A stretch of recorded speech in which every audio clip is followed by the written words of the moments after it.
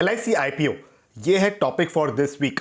बड़े बड़े brokerage houses यहां पर अपनी पॉजिटिव रेटिंग्स शेयर करते हुए दिखे हैं। LIC ने रिटेल कैटेगरी, पॉलिसी होल्डर और एम्प्लॉय कैटेगरी के लिए, तीनों ही कैटेगरी के लिए अट्रैक्टिव डिस्काउंट्स को भी इंट्रोड्यूस करके LIC IPO को बहुत ही ज्यादा अट्रैक्टिव बना दिया है। लेकिन इन सारी चीजों के बावजूद रिटेल निवेशकों के मन में काफी ज्यादा डाउट्स है। उन्हीं डाउट्स को आज मैं क्लियर करने जा रहा हूं, ताकि अगर आप सोच रहे हो LIC के IPO में एप्लीकेशन डालने का, तो आपके जो भी क्वेश्चंस हैं उन सबको आंसर करने का मेरा इस वीडियो में एक प्रयास रहेगा। तो बिना स्किप किए बने रहिए मेरे साथ। शुरू करते हैं, आइए मिलकर सीखते हैं।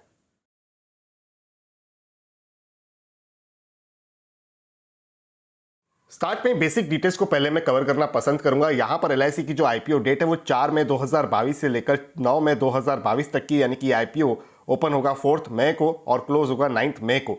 फेस वैल्यू इसकी शेयर की 10 रुपया प्रति शेयर है। LIC की जो IPO प्राइस है वो 902 रुपीज से लेकर 949 रुपीज पर शेयर की रखी गई है। LIC का जो IPO का लॉट साइज है वो 15 शेयर्स का है। इशू साइज की अगर हम बात करें तो यहाँ पर आप देखोगे 21,000 करोड़ का ये पूरा एक इशू है। और यहाँ पर अगर हम की डेट्स की बात करें तो ओपन डेट 4 मई की, जैसे मैंने आपको बताई, 4 मई की, क्लोजिंग डेट 9 मई की, अलॉटमेंट जो है वो 12 मई 2022 को होगा। जो भी रिफंड्स होंगे, अगर आपको यहाँ पर एप्लीकेशन के माध्यम से शेयर्स अलॉट नहीं होते हैं तो रिफंड्स आपके बैंक में 13 मई 2022 को आ जाएंगे। जो शेयर्स है वो आपके डीमेट में 16 मई 2022 को क्रेडिट हो जाएंगे। और जो लिस्टिंग डेट रखी गई है इस IPO की वो है 17 मई 2022 की। इतना ही नहीं, यहाँ पर कुछ अट्रैक्टिव डिस्काउंट्स भी है। अलग अलग कैटेगरी के लिए अलग अलग डिस्काउंट्स है। और अगर आपको सबसे ज्यादा डिस्काउंट चाहिए तो आपको क्या करना चाहिए वो भी मैं आपको बताऊंगा। लेकिन पहले मैं आपको बता देता हूं कि कौन सी तरीके के डिस्काउंट्स यहां पर आपके लिए एप्लीकेबल रहेंगे। तो यहां पर रिटेल कैटेगरी के लिए जो डिस्काउंट है वो 45 रुपए पर शेयर का है, जिसकी वजह से इसकी जो फाइनल प्राइस ठहरती है वो 904 रुपए की है। क्योंकि यहां पर मैक्सिमम प्राइस हमने देखी 949 की थी। 949 से माइनस आप 45 रुपीज को कर दोगे, डिस्काउंट है जो रिटेल कैटेगरी के लिए, तो फाइनल प्राइस यहां पर 904 की ठहरती है। अगर आप एम्प्लॉय हो, कर्मचारी हो LIC के साथ, तो यहां पर आपको अगेन 45 रुपीज का डिस्काउंट देखने मिलेगा और ये पर शेयर डिस्काउंट है। तो आपके लिए भी फाइनल प्राइस जो ठहरेगी वो 904 रुपीज की ठहरेगी।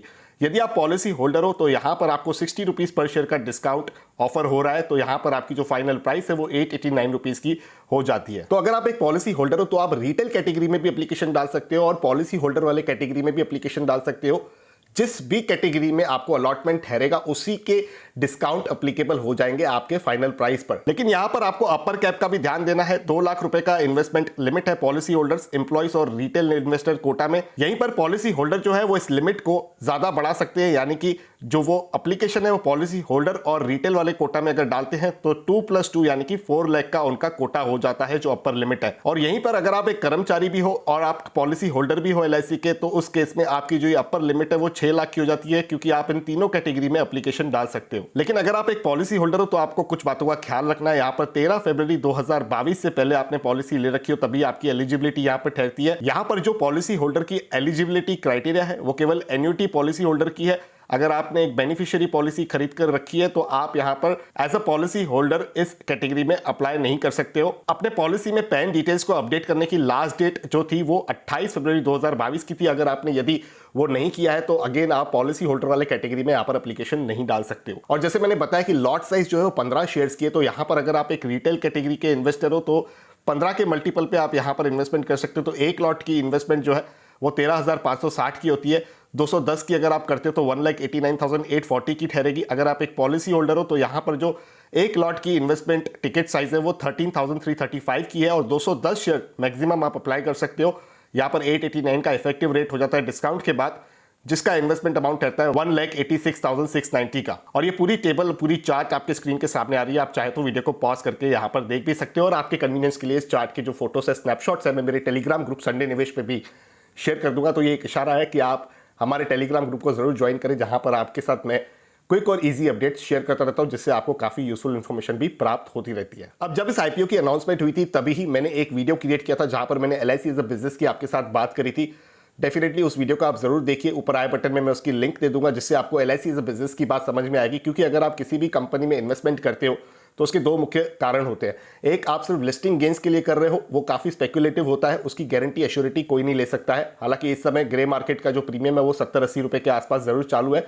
लेकिन ये काफ़ी ज़्यादा वॉलेटाइल होता है, कम और ज़्यादा भी होता रहता है। डिपेंड करता है कि लिस्टिंग के टाइम पे शेयर्स का फ्लो कैसा है, यानी कि शेयर्स की सप्लाई किस तरीके की है और डिमांड किस तरीके की है। उसी हिसाब से आपको यहाँ पर लिस्टिंग गेन्स की एक्सपेक्टेशन रखनी चाहिए। अगर आप एक फिक्स एक्सपेक्टेशन के साथ इस आईपीओ में अप्लाई कर रहे हो तो आप बहुत बड़ी गलती कर रहे हो। ये शेयर मार्केट है, यहाँ पर आपको कोई भी फिक्स टारगेट्स के साथ किसी भी आईपीओ में कभी भी अप्लाई नहीं करना चाहिए। लेकिन एज अ बिजनेस आपको एलआईसी पसंद है, एज अ कंपनी आपको एलआईसी पसंद है, इस बिजनेस में आपका एरिया ऑफ इंटरेस्ट है, तो डेफिनेटली उस एस्पेक्ट से एक बहुत ही बड़ा जायंट है, यहाँ पर ब्लू चिप कैटेगरी के अंदर ही कंपनी आ जाएगी।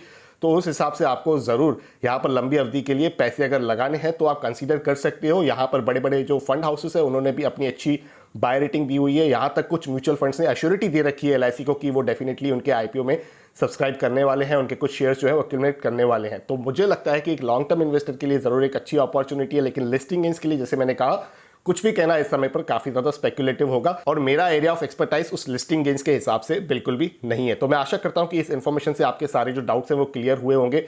इसके बाद भी अगर कोई आपके डाउट्स हैं उन्हें नीचे कमेंट्स में लिखिए, मैं उसे रिप्लाई कर आपके डाउट्स को रिजॉल्व करने का पूरा एक प्रयास करूंगा। पर्सनल फाइनेंस से रिलेटेड वीडियोस देखना अगर आपको पसंद है तो आप मेरे इस यूट्यूब चैनल को सब्सक्राइब कर दीजिए, बेल आइकन को दबा दीजिए, वीडियो को लाइक करें, शेयर करें अपने सारे उन दोस्तों के साथ जिन्हें एलआईसी के आईपीओ के बारे में कुछ ना कुछ जानकारी चाहिए, जल्द से क्विक से उन्हें इस वीडियो के माध्यम से प्राप्त भी हो सके। और इसी के साथ करते हैं आज का इस वीडियो को कंक्लूड यहीं पर। जल्द मिलते हैं किसी और इंटरेस्टिंग टॉपिक के साथ किसी और दूसरे वीडियो में। तब तक अपने हेल्थ का और वेल्थ का जरूर अच्छे से ख्याल रखिएगा।